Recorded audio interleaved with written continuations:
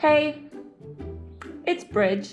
Thank you so much for being here and welcome back to my channel. So, I personally thought that 2020 was going to be one of my best years yet. I know we were all super excited and now everything is closed. We've all pretty much been stuck in our houses and things are not looking too good. Today, I thought I would discuss a few things that I've been doing that have helped me control my anxiety, and maybe you could implement them into your own lockdown schedule. The first thing that I've been doing has been journaling. Journaling is a great way for me to stop overthinking so much and to control my thoughts and kind of just stop my brain from being so scattered. Whenever I have a thought, no matter how random, I write it in this book, and believe me, I have some pretty random thoughts. I'm so grateful to have people that I love, and I'm so grateful to have granola. I'd like to thank the world for granola. The next tip that I wanted to talk about was doing an activity that requires you to go outside. So far, I've been walking my dogs most days and doing quite a lot of exercise outside, but it's getting pretty cold, so I know a lot of us are not going to want to be spending much time outside, but it really helps to remind me that there is still a great big world out there, and there is more to life than just my phone, my laptop, and my room. It is 7:40. And thank goodness it's not too cold today. I'm gonna do a quick workout before I have to do some other stuff.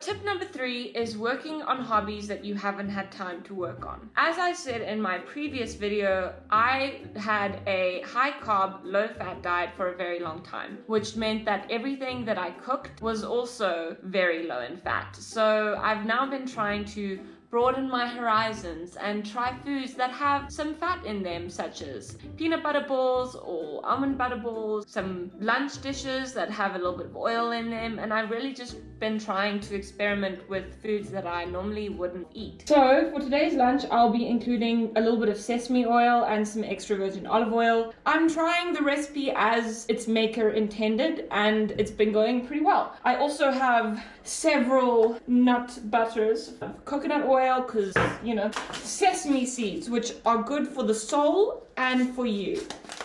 I also have some cashew nuts and some coconuts. I'm hoping that by the time lockdown is over, I will be a better person than how I was when I started.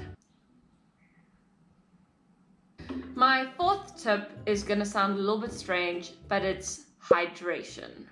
Now, I know what you're thinking, hydration and mental health don't really go, but basically a couple of months ago, I was feeling really stressed and almost always felt like I was kind of on the verge of tears. You know when you've got like a ball in your throat and you feel like if someone just says something that's slightly off, the tears are going to come streaming down your face. So that was how I felt. And then my psychologist suggested that I always have a nice bottle of water with me so that if I did feel like that, I could drink some water and it would reduce the intensity of my anxiety. And water is also known to have natural calming properties. I carry a jug this big because I'm that emotional. It's just that I'm kidding. It's just I like drinking water, and it's really important that you drink a lot. I'm hilarious. And finally, my fifth tip is just to take things as it comes.